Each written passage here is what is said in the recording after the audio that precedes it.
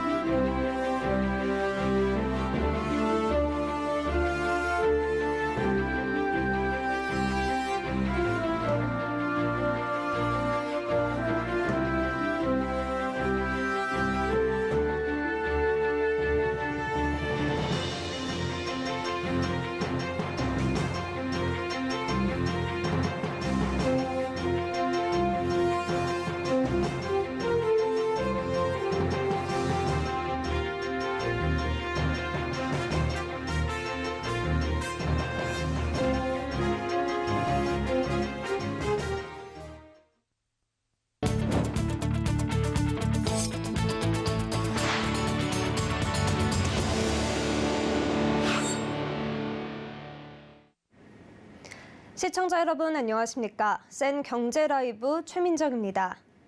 집을 팔고 싶은 사람은 많은데 살려는 사람은 줄어들고 있습니다. 서울 아파트 매수 심리가 급기야 80선 아래로 떨어졌는데요. 미국 연방준비제도가 자이언트 스텝을 단행한 데 이어 우리나라의 빅스텝이 예고되며 부동산 시장이 더 얼어붙고 있습니다. 보도에 설석용 기자입니다. 서울 아파트 매수 심리가 80선 아래로 떨어졌습니다. 한국부동산원 조사에 따르면 이번 주 서울 아파트 매매 수급 지수는 지난주 80.2보다 낮은 79.5를 기록했습니다. 매수 심리가 기준선 100보다 낮을 경우 집을 팔려는 사람이 사려는 사람보다 상대적으로 많은 건데 80선 아래로 떨어진 건 2019년 6월 이후 3년 3개월 만입니다. 권역별로는 노도강 지역이 있는 동구권이 73.2로 떨어지며 5대 권역 중 가장 낮았고 마포와 은평, 서대문구 등 서구권이 74.5에서 74.1로 떨어지며 뒤를 이었습니다. 용산과 종로구 등은 지난주 75.5에서 이번 주 74.7로, 강남과 서초, 송파, 강동구가 있는 동남권은 85.9에서 84.9로 하락했습니다. 서울 아파트 매수 심리는 지난 5월 첫째 주 이후 20주 연속 하락세를 보이고 있습니다. 지수가 꾸준히 하락하고 있는 것은 가파른 금리 인상과 집값 하락에 대한 우려로 거래 절벽 현상이 계속되고 있기 때문입니다. 특히 미국 연방준비제도의 자이언트 스텝 이후 추가 금리 인상이 예고되면서 부동산 시장이 더 경직되고 있는 겁니다. 실제 서울 부동산 정부 광장에 따르면 서울 아파트 매매 시장은 올해 들어 월별 거래량이 역대 최저 수준을 기록했습니다. 업계에선 금리 인상 여파로 보증금 대출 이자에 대한 부담감이 커져 주택 거래 절벽과 집값 하락 현상은 계속될 것으로 분석하고 있습니다. 서울경제TV 설석영입니다. 포스코건설이 도시 정비사업 시장에서 강남권에 본격 진출할 수 있을 것으로 전망됩니다. 최근 새롭게 선보인 최고급 브랜드를 앞세워 강남권 대단지 첫 수주를 눈앞에 두고 있습니다. 보도에 이지영 기자입니다. 강남권 영토 확장에 공을 들여온 포스코건설이 의미 있는 성과를 눈앞에 뒀습니다. 지난 7월 새로 출시한 최고급 브랜드 OTL으로 강남권 대단지 첫 수주에 청신호가 켜졌습니다. 강남 재건축 대여로 불리는 서초구 방배동 신동아 아파트 수주전에서 강력한 경쟁자인 현대건설이 입찰을 포기했기 때문입니다. 애초 이곳엔 총 15개 건설사가 현장 설명회에 참여하며 관심을 보였고 이후 현대건설 DH와 포스코건설 OTL의 대결로 압축되는 분위기였습니다. 하지만 현대건설이 방배 신동아 재건축 조합이 홍보시설 운영 원칙을 제대로 지키지 않으며 사업을 포스코건설에 유리한 쪽으로 전개하고 있다며 입찰에 참여하지 않겠다는 입장을 냈습니다. 특히 현대건설 관계자는 1차 입찰이 10여일 정도 남은 현재까지도 이 같은 입장에 변화가 없다고 밝혔습니다. 현재까지 드러난 상황대로라면 다음 달 4일 1차 입찰에서 포스코건설만 응찰에 유찰을 거친 뒤 재입찰로 수의 계약할 가능성이 높습니다. 한편 한성희 포스코건설 대표는 올해 신년사에서 브랜드를 강화하고 차별화된 설계와 서비스를 기반으로 핵심 지역 랜드마크 사업을 수주하겠다고 밝힌 바 있습니다.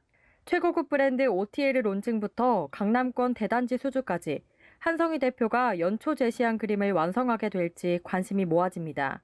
서울경제TV 이지영입니다.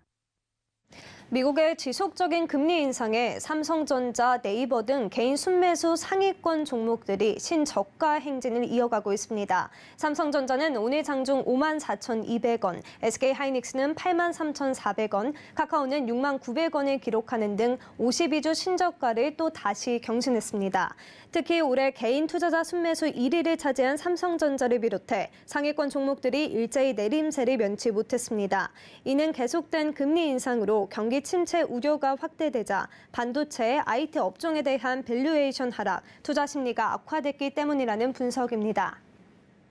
지난 21일에 진행된 미국 FOMC에서 연방준비제도가 또 한 번의 자이언트 스텝을 밟았습니다. 금리 인상 기조가 내년까지 이어질 것이라는 우려가 커지며 오늘 코스피는 2,300선을 이탈했습니다. 한 주간의 증시 흐름 성나균 기자입니다. 코스피는 오늘 2290.00포인트의 거래를 마쳤습니다.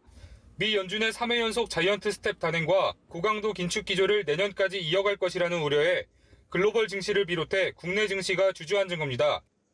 지난 21일 FOMC 회의에서 연준은 0.75%포인트를 인상한다고 발표했습니다.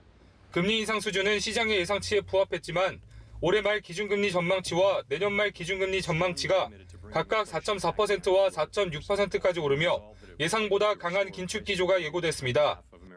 영국 중앙은행 BOE와 스위스 중앙은행 등이 기준금리를 각각 0.5%포인트, 0.75%포인트씩 인상하는 등 주요국 중앙은행의 기준금리 인상도 이어졌습니다. 이에 미국 10년 만기 국채금리가 3.71%대까지 치솟으며 11년 반 만에 최고치를 경신했고 원달러 환율 역시 13년 6개월 만에 1,410원을 돌파했습니다. 불안한 증시 주변 상황 속 한 주간 코스피는 3.89%, 코스닥은 5.28% 각각 하락했습니다. 한 주간 수급 동향을 살펴보면 코스피 시장에서 개인만이 8,756억 원 순매수한 가운데 외국인과 기관이 각각 5,881억 원, 3,579억 원씩 매도했습니다. 코스닥 시장에서 개인과 기관이 각각 2,874억 원, 1,818억 원씩 사들였지만 외국인은 4,368억 원 팔았습니다. 외국인이 양시장에서 모두 물량을 덜어낸 모습입니다. 현재 시간 21일 푸틴 러시아 대통령이 군 동원령을 선포하면서 유가 상승 기대감에 지난 22일 한국석유와 중앙에너비스가 각각 7.69%, 4.44%씩 급등하는 등 에너지주가 강세를 보였습니다. 한편 증권업계는 9월 연준의 긴축 전망이 한 차례 더 강해진 만큼 투자 심리가 단기에 낙관적으로 바뀔 가능성은 크지 않다며 작은 테마에 관심을 가지고 개별 종목 모멘텀에 주목할 필요가 있다고 내다봤습니다. 이어 글로벌 시장에서 아이폰 14의 긍정적 반응에 따른 관련 부품업체, UN 식량농업기구의 곡물 생산량 전망 하향과 관련한 비료업체 등이 관심 종목으로 제시됐습니다. 서울경제TV 성나균입니다. 올 4분기 메모리 반도체 D램 가격이 전 분기 대비 최대 18% 감소할 수 있다는 분석이 나왔습니다. 대만 시장 조사업체 트렌드포스는 메모리 수요의 현저한 감소로 공급망 재고 압력이 더 커졌다며 4분기 D램 가격이 13에서 18% 떨어질 것이라고 내다봤습니다. 올 3분기 추정 D램 가격 하락폭보다 더 떨어질 것이란 관측입니다. 종류별로 살펴보면 PC용과 그래픽, 소비자용 D램의 가격은 4분기에 3분기보다 10에서 15%가량, 서버용과 모바일 D램은 13에서 18% 하락할 것으로 예측됐습니다. 트렌드포스는 인플레이션 압력으로 인해 성수기 수요가 위축됐다며 시장 점유율을 높이기 위한 D램 공급업체의 전략에는 변함이 없다고 분석했습니다. 미국 연준이 3회 연속 자이언트 스텝을 단행하자 반도체주가 연일 약세를 이어가고 있습니다. 오늘 반도체 대장주로 꼽히는 SK하이닉스는 2.91% 하락했고 반도체주인 DB하이텍, 대덕전자 등도 내림세를 보였습니다. 반면 삼성전자는 약세를 보이다 소폭 상승 마감에 성공했습니다. 증권업계는 글로벌 경기 침체로 메모리 반도체 수요에 타격이 생길 것이란 우려가 커지며 반도체주에 대한 투자 심리가 위축됐다고 설명합니다. 밝혔습니다. 시장 조사기관 트렌드포스는 오늘 메모리 수요의 현저한 감소로 공급망 재고 압력이 더 커졌다고 설명하며 4분기 디램 가격이 3분기보다 더 큰 폭으로 떨어질 것이라는 전망을 내놨습니다. 이에 김양재 다울투자증권 연구원은 반도체 수요 약세로 단기적인 실적 하향이 불가피하다며 다가오는 반도체 기업 실적 발표 후에 반도체 업종의 추세가 결정될 것이라고 전망합니다. 코로나19 이후 건강과 환경 등 가치 소비 문화가 확산하는 분위기입니다. 이런 분위기에 힘입어 비건 트렌드가 화장품 업계에 확산하고 있는데요. 자체 비건 브랜드까지 선보이면서 비건 뷰티 경쟁을 벌이고 있습니다. 서지은 기자입니다. 환경과 동물을 생각하는 비건 열풍이 불면서 화장품 업계에서도 비건 뷰티 경쟁이 치열해지고 있습니다. 비건 화장품은 제조 단계에서 동물 실험을 거치지 않고 동물성 원료 대신 친환경 성분만을 사용하는 화장품을 말합니다. 비건 화장품 시장 규모는 갈수록 커지는 추세입니다. 미국 그랜드뷰 리서치에 따르면 세계 비건 화장품 시장 규모는 2010년 중반 이후로 평균 6.3%의 성장세를 기록하고 있습니다. 업계에서는 비건 화장품 브랜드를 론칭하며 치열한 경쟁을 벌이고 있습니다. 아모레퍼시픽은 비건 화장품 브랜드인 이너프 프로젝트를 론칭하고 꾸준히 신제품을 내놓고 있습니다. LG생활건강은 지난 6월 비건 메이크업 브랜드인 프레시안을 출시하고 선크림부터 립밤 쿠션까지 비건 제품들을 선보였습니다. 신세계 인터내셔널의 메이크업 브랜드 아워글래스는 동물성 성분을 배제한 비건 파운데이션을 출시하기도 했습니다. 전문가들은 비건 열풍이 동물 복지 차원을 넘어 친환경 제품에 대한 소비자의 심리가 반영됐다는 분석을 내놓고 있습니다. 시작이 동물 복지에서 시작을 했다 하더라도 이게 은연중으로 나한테도 유리한가? 그거를 그냥 은연중으로 고려를 할 것 같다. 이런 생각이 들어요. 화장품 업계의 동물과 환경을 생각하는 비건 뷰티 경쟁은 더욱 치열해질 전망입니다. 서울경제TV 서지은입니다. 블록체인 축제 업비트 개발자 컨퍼런스가 3년 만에 오프라인으로 열렸습니다. 블록체인 개발자들과 일반 참가자들 3천여 명이 한자리에 모여 현 기술 수준과 미래 방향 등을 공유했다고 하는데요. 현장에 김미연 기자가 다녀왔습니다. 올해로 5번째를 맞은 업비트 개발자 컨퍼런스 UDC가 어제부터 이틀간 부산에서 열렸습니다. 두나무는 UDC를 통해 NFT나 스마트 컨트랙트 등 블록체인에 대한 지식과 트렌드를 자유롭게 토론하고 공유할 수 있도록 하고 있습니다. 이번 UDC에선 블록체인이 일상이 되는 세상을 키워드로 국내를 비롯한 여러 나라 개발자들이 일상생활과 비즈니스에 접목하고 있는 혁신 기술 사례들을 소개했습니다. 소유한 것을 디지털 공간에 올리는 것이 일상이 되고 있는데 이런 디지털 콘텐츠를 자산화할 수 있도록 한 네트워크인 블록체인 기술은 앞으로 더 발전한다는 것이 개발자들의 설명입니다.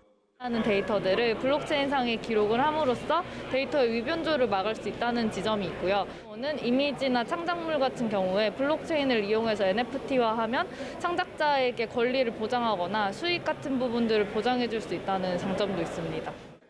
개발자들은 블록체인을 통한 금융 거래를 미래 금융의 다음 모습으로도 전망했습니다. 동아호 황 마스터카드 R&D 부사장은 메타버스 같은 가상 환경에서의 결제가 늘어나고 있는데 전문가들은 이 시장 규모가 2030년엔 5조 달러까지 커질 것으로 보고 있다고 설명했습니다. 이에 발맞춰 두나무 역시 앞으로 블록체인 사업을 통해 세계 무대에서 영역을 넓혀나가겠다는 기대를 밝혔습니다.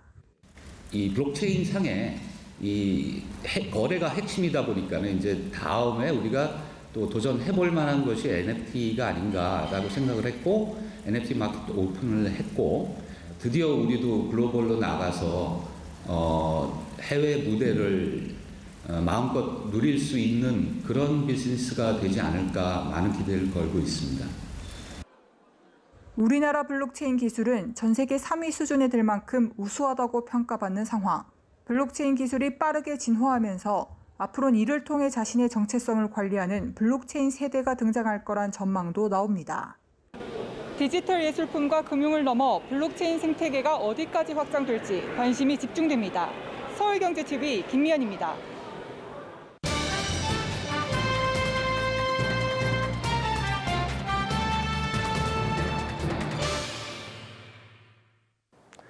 경남 진주시가 지자체 최초로 초소형 위성 개발 사업에 뛰어들면서 관심이 쏠리고 있는데요. 오늘 이슈 플러스에선 조교일 진주시장을 모시고 진주시의 항공우주도시 육성 전략에 대해 들어보겠습니다. 시장님, 안녕하십니까? 네, 반갑습니다. 최근 진주시가 초소형 위성 인증 모델 공개 행사를 열었죠. 예, 그렇습니다. 우리 진주시가 국내 지방자치단체로는 최초로 초소형 인공위성을 발사하는 계획을 지금 세우고 실행을 지금 하는 그런 과정에 있습니다. 진주시가 2019년도에 진주 혁신도시에 있는 한국산업기술시험원과 협력을 해서 예산 약 15억 원 정도를 지원을 합니다.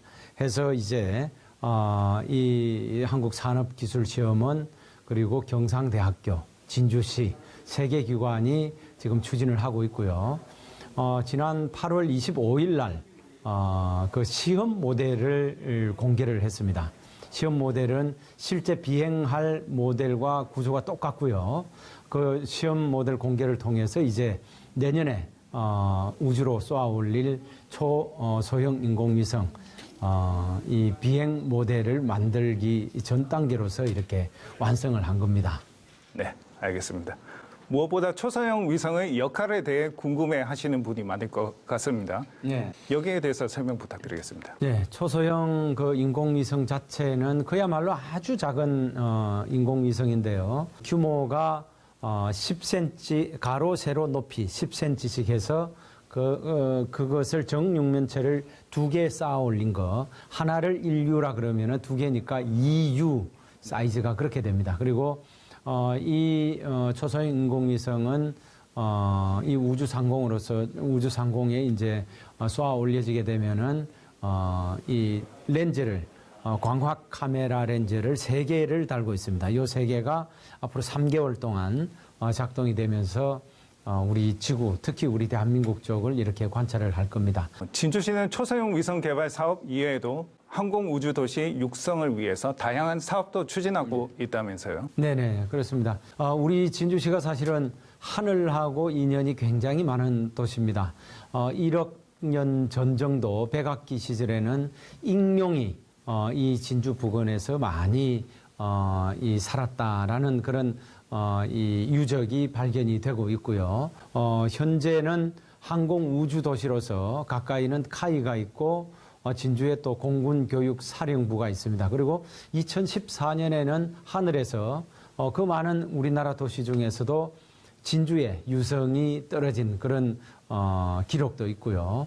그런 인연이 바탕이 돼서 지금도 우리 진주시 입장에서 앞으로는 날아다니는 자동차, UAM 산업을 진주가 그야말로 이 메카가 될 수 있도록 그렇게 지금 준비를 하고 있고요. 그를 위해서 카이와 계약을 해서 회전익 시험비행센터도 지금 만들기 위해서 그 절차들을 지금 계속 진행 중입니다. 앞서 카이 회전익 비행센터 건립에 대해서 언급해 주셨는데요. 네. 어떤 내용이 담겼는지 좀 설명 부탁드리겠습니다. 네. 카이 회전익 시험비행센터는 우리 진주시 입장에서는 약 한 3년 전 정도부터 이렇게 이 추진을 했습니다. 그러다가 작년에 카이하고 MOU도 맺고 MOA 계약도 이렇게 체결을 했습니다. 그 주된 내용은 날아다니는 물체 중에서 이 헬리콥터 같이 이 프로펠러가 있는 비행 물체의 시험 비행을 하기 위한 그런 전문화된 시험 비행 센터가 필요한 겁니다. 그래서 향후에 헬리콥터를 카이가 국방부에 납품을 하기 때문에 납품 전에 시험 비행을 하기 위한 장소로 2024년부터 활용이 될 거고요. 그 뒤에 이제 한 3년 정도 뒤가 되면은 날아다니는 자동차 UAM이 시험 비행을 하는 그런 시점이 될 겁니다. 그렇게 되면은 이 카이의 시험 비행 센터에서 UAM을 시험 비행을 하고 향후 10년 되면은 상용화가 된다 그러니까 상용화 전에 많은 UAM을 생산을 해야 되겠죠. 그러면은 지금 시험비행센터는 단순한 시험비행에 그치는 것이 아니고 시험비행센터 주변에 UAM을 생산할 수 있는 대규모 생산 기지를 만들 수 있는 그런 조건을 선제적으로 진주시가 카이하고 계약을 통해서 추진을 하고 있다. 이렇게 보시면 되겠습니다. 네. 경남 지역은 과학기술정보통신부로부터 우주산업 클러스터 위성 특화지구 후보지로 선정되기도 했습니다. 예. 네. 진주시는 앞으로 여기에 대해서 어떤 역할을 할 계획입니까? 네. 우리 진주시는 이미 많은 항공 우주 관련 이 기관들이 입지를 해 있습니다. 위성 특화지구가 진주로 지정이 될 경우에는 아마 더 많은 연구시설들이 이 특화지구 내로 들어오게 될 거고요. 또한 사천에 확정적으로 건립하기로 돼 있는 우주항공청, 만일에 설립이 되면은 진주 지역을 비롯해서 서부 경남 일원에도 또한 연구시설들이 많이 이렇게 유치될 것으로 저희들은 기대를 하고 있습니다. 그래서 이런 현재 좋은 조건들, 우주항공청, 위성특화지구, 그리고 초소형 위성을 개발하는 선도적인 도시, 이런 작업들이 향후에 서부 경남 지역을 우리나라에 나가서는 세계적인 항공 우주 도시의 메카로 이렇게 성장시킬 가능성을 저희들은 보고 있고 또 그렇게 만들어가기 위해서 최선을 다하겠다는 말씀 드리겠습니다. 진주시가 초소형 위성 개발 사업을 성공적으로 마무리해서 항공우주 도시로 거듭나길 기대해 보겠습니다. 오늘 좋은 말씀 감사합니다. 네, 고맙습니다.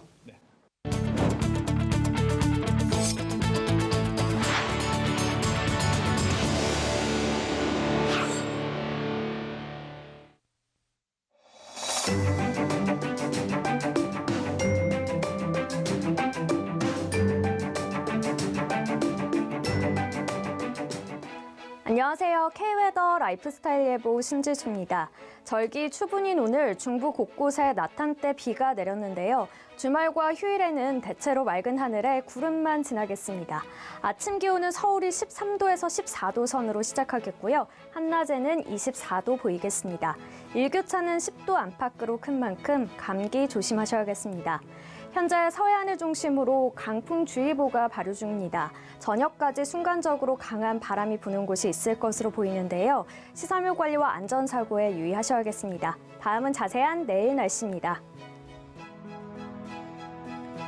중부지방 아침 기온 서울과 청주 13도로 시작하겠고요. 한낮에는 대부분 지역 24도 보이겠습니다. 동해안 지방 강릉과 울진의 아침 기온도 13도, 낮 기온도 24도 예상됩니다. 남부지방 광주의 아침 기온 14도, 부산은 15도로 시작하겠고 낮에는 광주 25도, 부산 26도 보이겠습니다. 내일 해상에는 구름만 지나겠고요. 서해상과 동해상은 물결이 높게 일겠습니다. 휴일부터 고기압의 가장자리에 들면서 대체로 구름 많은 날씨를 보이겠습니다. 날씨였습니다. 센 경제 라이브, 저희가 준비한 소식은 여기까지입니다. 시청해주신 여러분 고맙습니다.